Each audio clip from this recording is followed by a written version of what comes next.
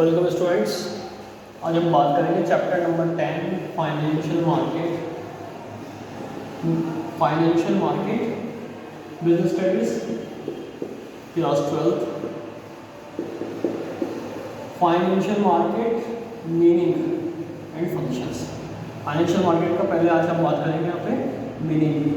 Actually financial market का meaning क्या होगा। फाइनेंशियल मार्केट का मीनिंग बेसिकली क्या है, नेचर क्या है इसका। फाइनेंशियल मार्केट का जो नेचर है वो फर्स्टली ये है कि ये लिंक बनाने का काम करता है दो जगहों के बीच में। एक तो यहाँ पे सेवर्स की बात की जाए तो सेवर्स के बीच में, किसके साथ, बोरोवर्स के साथ। जो पर्सन सेविंग करना चाहते हैं, जो इंडिविजुअल्स या हाउस होल्ड्स सेविंग करना यहाँ पे चाहते हैं, उन व्यक्तियों को यहाँ पे सेविंग के बारे में प्रमोट करना सिखाता है। किस तरीके से आप सेविंग कर सकते हो, सेविंग करना सिखाता है। तो सेवर्स और बोरोवर्स के बीच में रिलेशन बनाने के लिए ये सेवर को सेविंग करवाता है और बोरोवर्स को बनी या बोरो करवाता है। जैसे फॉर एग्जांपल बैंक एक फाइनेंशियल इंस्टीट्यूशन है, वो दो ही काम करता है। सेवर जो डिपॉजिट करते हैं, सेविंग करना चाहते हैं, उनको डिपॉजिट के थ्रू यहाँ पे सेविंग करवाता है, और बोरोवर्स जो बोरो करना चाहते हैं उनको बोरोइंग करवाता है। तो बेसिकली बैंक का काम क्या है, लिंक बनाना सेवर्स और बोरोवर्स के बीच में। सेवर का सेविंग करवाता है और बोरोवर्स से बोरो करवाता है। तो फाइनेंशियल मार्केट एक ऐसा मार्केट है जो लिंक बनाने का काम करता है, किसके बीच में, सेवर्स एंड बोरोवर्स के बीच में। सेवर्स यानी कि जो पैसा सेव करना चाहते हैं, और बोरोवर्स यानी कि जो बेसिकली बोरो करना चाहते हैं। सो पहला पॉइंट यहाँ पे क्या आ जाएगा, फाइनेंशियल मार्केट क्या काम करता है। फाइनेंशियल मार्केट के जो मीनिंग है उसमें पहला पॉइंट ये आएगा कि financial market is a market. ये पॉइंट, फाइनेंशियल मार्केट जो है, फाइनेंशियल मार्केट इज अ क्या है, एक लिंक है, link between savers and borrowers. Savers और बोरोवर्स के बीच में लिंक बनाने का मार्केट है। सेकेंड अगर बात की जाए तो ये किसके बीच में लिंक बनाता है, link between surplus and deficient.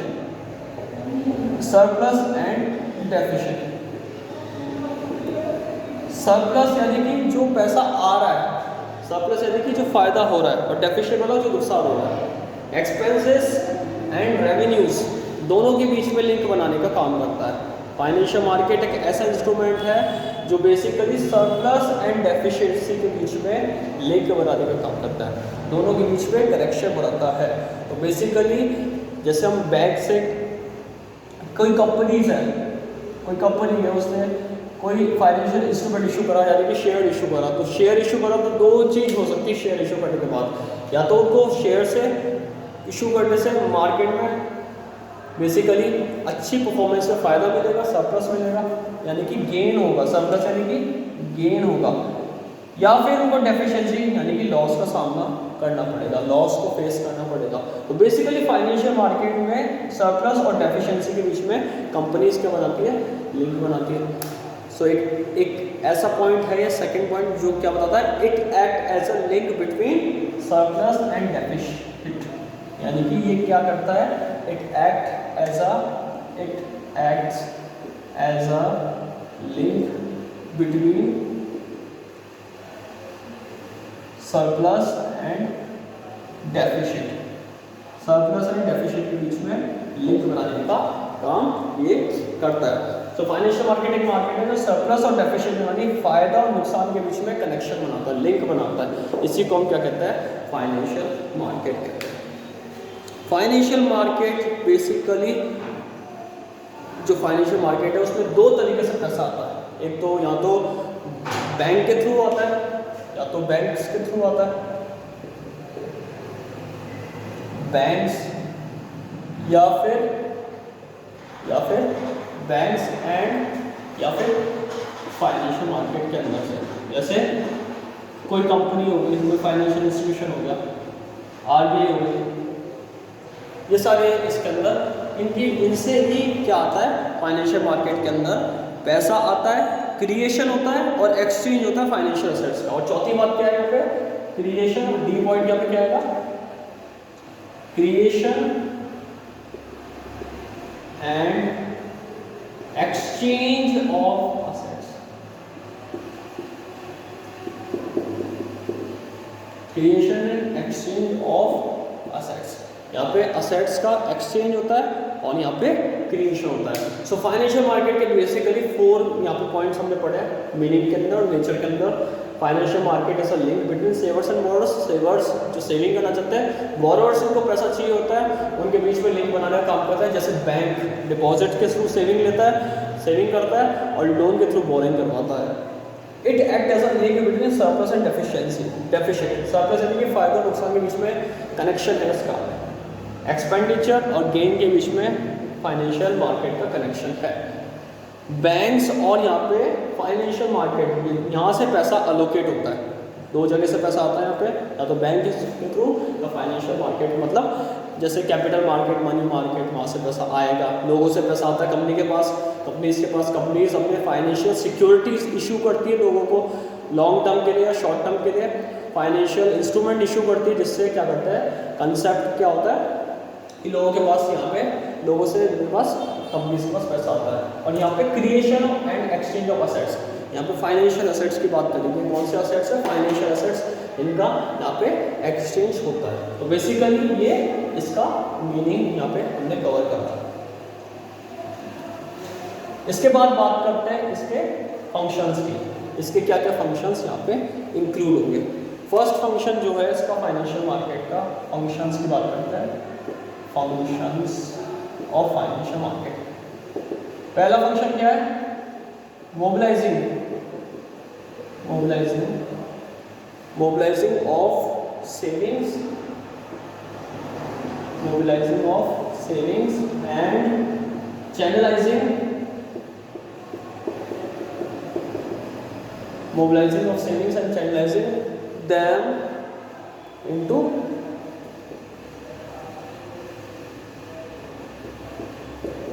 most productive use, most productive uses। यानी कि फाइनेंशियल मार्केट का काम क्या है, फाइनेंशियल मार्केट का काम है मोबिलाइज करना। मोबिलाइज करने का मतलब क्या होता है, बांटना अलग अलग जगह सेविंग्स को और channelising into most productive use, यानी कि मोबिलाइज करना और चैनलाइज करना सेविंग्स को अलग अलग प्रोडक्टिव यूजेस पर। बेसिकली फाइनेंशियल अलग अलग सेक्टर्स में पैसा लगाकर, अलग अलग पोर्टफोलियो में पैसा लगाना, मोबिलाइजिंग करना, जिससे उससे इन्वेस्टमेंट अपॉर्चुनिटी बढ़े और सेविंग्स बढ़ते जाए। फॉर एग्जांपल, एक पर्सन, एक इंडिविजुअल है, वो अलग अलग जगह पैसा लगा रहा है, 4 जगह पैसा लगा रहा है, ए सेक्टर में, बी सेक्टर में, सी सेक्टर में, डी सेक्टर में, ई सेक्टर में, 5 जगह यहाँ पे इन्वेस्टमेंट कर रहा है, मोबिलाइज कर रहा है फंड को। उसके पास बहुत सारा फंड है, फंड यानी कि बहुत सारा उसके पास मनी है, उसको क्या कर रहा है, यहाँ पे इन्वेस्ट कर रहा है। ऐसे ही कंपनीज होती है, कंपनीज लोगों से पैसा लेती है, ज़्यादातर बैंक्स लोगों से पैसा लेती है। जैसे बैंक हो गया, एक बैंक हो गया, यहाँ पे बैंक की बात करते हैं।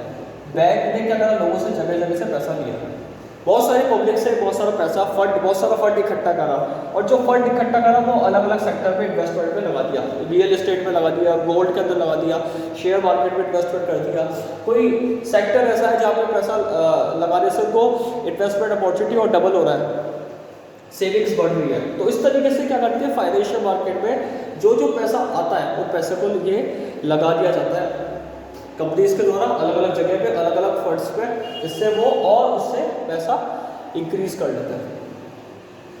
तो बेसिकली ये फाइनेंशियल मार्केट का सबसे बड़ा फंक्शन है कि सेविंग्स को प्रोडक्टिव यूज पे चैनलाइज करना, अलग अलग जगह पैसे को बांटना, ये सबसे इंपॉर्टेंट रोल इसका माना गया है। सो उसमें क्या क्या पॉइंट्स आएगा, फाइनेंशियल मार्केट क्या करती है, ट्रांसफर करती है सेविंग्स को सेवर्स टू इन्वेस्टर्स। यहाँ पे जो पॉइंट है, फाइनेंशियल मार्केट फैसिलिटेट्स, सबसे इंपॉर्टेंट पॉइंट क्या है फाइनेंशियल मार्केट का, सबसे इंपॉर्टेंट पॉइंट यहाँ पे पहला जो पॉइंट बताया गया है फाइनेंशियल मार्केट का ये है कि it facilitates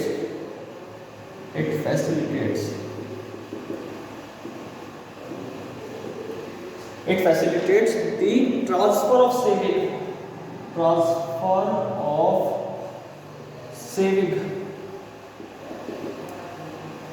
transfer of savings from savers to investors. जो सेवर्स होते हैं उनको इन्वेस्टर्स तक पैसा पहुंचाने में हेल्प करता है। जैसे एक व्यक्ति हो गया, एक पर्सन हो गया, उस पर्सन के पास बहुत सारी सेविंग है, उस सेविंग को उसने बैग में डाल दिया। अब बैग सेवर कौन हो गया? वो पर्सन हो गया इंडिविजुअल, और बैग क्या हो गया? बैग के पास बैग इन्वेस्टर हो गया, क्योंकि बैग उन लोगों से लेकर पैसा कहीं और लगाएंगे। तो बेसिकली एक तरीके से फंड अलोकेट हो रहा है, फंड यहाँ पे बट रहा है, फंड यहाँ पे बट रहा है। तो it facilitate the transfer of saving, जो लोगों की सेविंग्स है वो सेवर से इन्वेस्टर्स तक, जो इन्वेस्टमेंट करना चाहता है उन तक पैसा पहुंचाता है। ये सबसे इंपॉर्टेंट न्यूज़ है। कोई भी व्यक्ति जब पैसा लगाता है सेविंग, तो किसी व्यक्ति इन्वेस्टर को देता है और वो इन्वेस्टर इन्वेस्टमेंट करता है अलग अलग प्रोडक्टिव यूजेस के लिए, अलग अलग प्रोडक्टिव पर्पस के लिए। तो इसी को हम क्या कहते हैं? क्या कहते हैं? फाइनेंशियल मार्केट का फर्स्ट फंक्शन कहते हैं mobilising of savings and channelising them into most productive uses. और एक investment, they provide investment opportunity. यहाँ पे क्या प्रोवाइड कराता है? They provide investment opportunity. अलग अलग लोगों को इन्वेस्टमेंट अपॉर्चुनिटी प्रोवाइड कराता है, जिससे वो आगे बढ़ते हैं। ओके, ये इसके अंदर इंक्लूडेड माना गया है। तो बेसिकली फाइनेंशियल मार्केट के ये पहला फंक्शन है mobilising of saving and channelising into most productive uses. अब बात करते हैं हम यहाँ पे इसके सेकंड फंक्शन की। सेकंड फंक्शन इसका बेसिकली क्या होगा? सेकंड फंक्शन की बात करते हैं। सेकंड फंक्शन है facilitating price discovery. Facilitating price discovery, price को डिस्कवर करने में हेल्प करता है फाइनेंशियल मार्केट। हम एज अ इंडिविजुअल या एज अ कंपनी सबसे इंपॉर्टेंट कहीं भी इन्वेस्टमेंट करेंगे तो हमें उसकी प्राइस के बारे में पता चलता है। उसकी प्राइस फ्लक्चुएटिंग होता है। प्राइस कैसे अफेक्ट होती है मार्केट के अंदर? किसी भी फाइनेंशियल इंस्ट्रूमेंट की, जैसे कोई शेयर है, उसकी प्राइस कैसे अफेक्ट हो रही है, या कोई डिबेंचर्स है, या कोई बॉन्ड्स है, या कोई फाइनेंशियल असेट है, ट्रेजरी बिल है, कमर्शियल पेपर है, तो उनकी प्राइस कैसे अफेक्ट होती है? उनकी प्राइस होती है, प्राइस दो चीज़ अफेक्ट होती है, एक तो डिमांड फैक्टर से और एक सप्लाई फैक्टर से।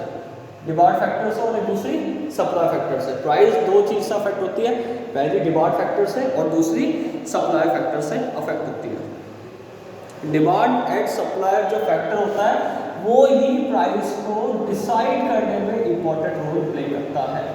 दो फैक्टर ऐसे हैं जो प्राइस को डिसाइड करने में इंपॉर्टेंट रोल प्ले करते हैं।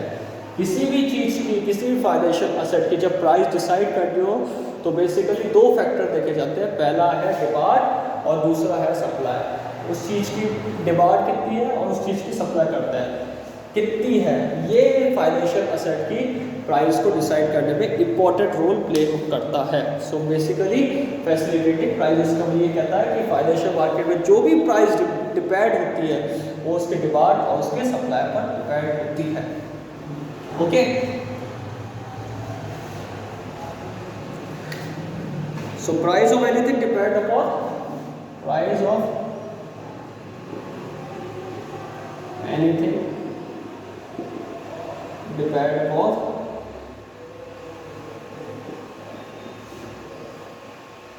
demand and supply of factors। Demand और सप्लाई फैक्टर्स पे यहाँ पे डिपेंड रहता है। Demand and supply of financial asset, जो भी प्रोडक्ट की demand and supply of financial assets decide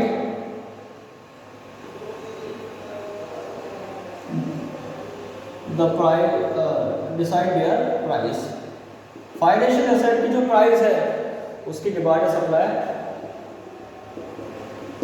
affect करता है उसकी प्राइस को। ओके, थर्ड पॉइंट यहाँ पे आता है हमारा liquidity to financial assets. Liquidity to financial assets, third जो पॉइंट हमारा है वो है लिक्विडिटी प्रोवाइड करना। थर्ड पॉइंट का मतलब क्या है? लिक्विडिटी प्रोवाइड करना। लिक्विडिटी का मतलब क्या होगा? Basically convertible in cash and cash equivalent. Basically third point क्या कहता है? फाइनेंशियल मार्केट का तीसरा फंक्शन क्या है? प्रोवाइड प्रोवाइड लिक्विडिटी, लिक्विडिटी का मतलब क्या होगा, ऐसी फॉर्म में बनाया था जो कैश के बराबर या कैश खुद ही होता है, financial assets, provide liquidity to financial asset. Liquidity का मतलब क्या होगा, ऐसी फॉर्म में कन्वर्ट करना जो कैश के बराबर, कैश और कैश के इक्विवेलेंट, फाइनेंशियल असेट्स जो होती है उसको कैश के इक्विवेलेंट में लिक्विफाई करना, कन्वर्ट करना, ये किसका काम है, फाइनेंशियल मार्केट का काम है। सबसे इंपॉर्टेंट रोल फाइनेंशियल मार्केट का ये है कि कैश और कैश के बराबर में कन्वर्ट करना, कैश में या कैश के बराबर में कन्वर्ट करने का काम किसका है, फाइनेंशियल असेट्स का। फाइनेंशियल मार्केट एक ऐसा मार्केट है जो लिक्विडिटी में कन्वर्ट करता है, कैश और कैश के फॉर्म में कन्वर्ट करता है फाइनेंशियल असेट्स, जैसे कि शेयर्स, डिबेंचर्स, फाइनेंशियल इंस्ट्रूमेंट्स हो गए, कॉल मनी वगैरह वगैरह सारी चीज़ें, इन चीज़ों को किसमें करता है, फाइनेंशियल असेट्स के अंदर को कैश में कन्वर्ट करता है। So financial market easy purchase sale, easily purchase करा जा सकता है फाइनेंशियल मार्केट में, इजीली, फाइनेंशियल मार्केट में इजीली परचेज सेल करा जाता है, financial market easily sale and purchase of financial asset, sale and purchase of financial assets. Okay, financial market easily sale करता है, परचेज करता है फाइनेंशियल असेट्स को, फाइनेंशियल असेट जो होती है बेसिकली उनको, और ये लिक्विडिटी प्रोवाइड करने का काम करता है, इजीली कन्वर्ट हो सकते हैं cash, they are easily converted into cash, they are easily converted into cash, cash में इजीली कन्वर्ट हो जाते हैं। ये सबसे बड़ा फायदा इसका क्या है, कैश में इजीली ये कन्वर्ट हो जाते हैं।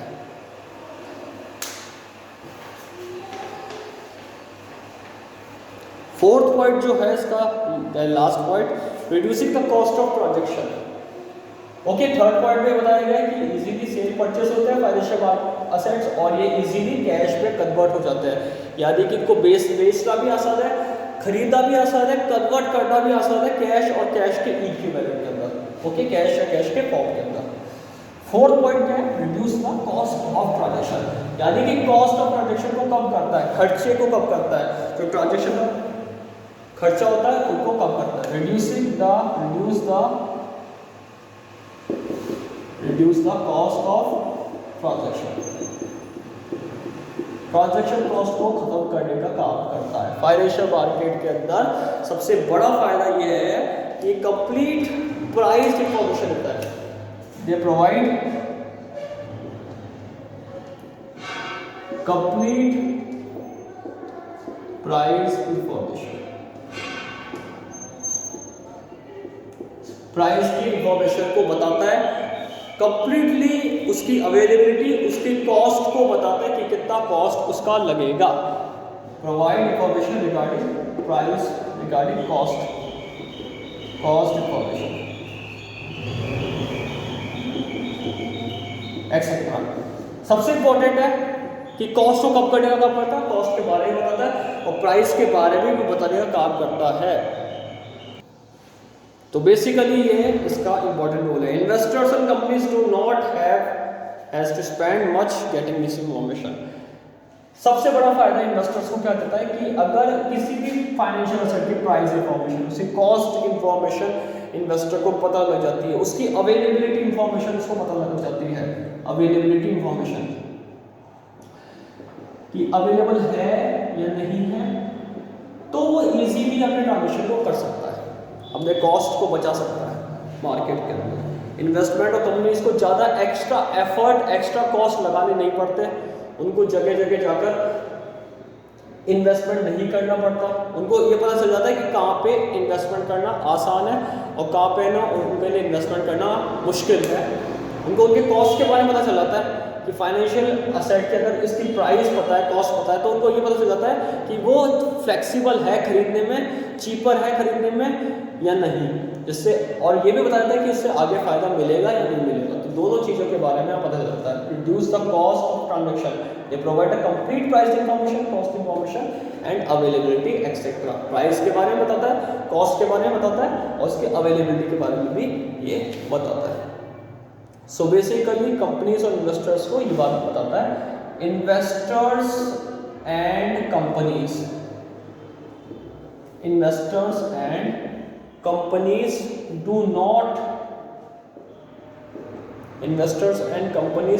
not has to spend much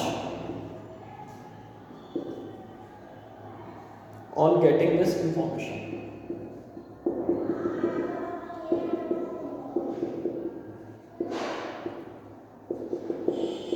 easily cost price के बारे में बता के इन्वेस्टर्स को प्रोटेक्ट करता है, कंपनीज को प्रोटेक्ट करता है, उनको ज़्यादा एक्स्ट्रा खर्चा नहीं करना पड़ता, उनके ट्रांजेक्शन कॉस्ट को बचा लेता है, ट्रांजेक्शन कॉस्ट को यहाँ पे बचा लेता है। किसी भी चीज़ की प्राइस पता होगा मार्केट में तो इसीलिए हम उसको डील कर सकते हैं।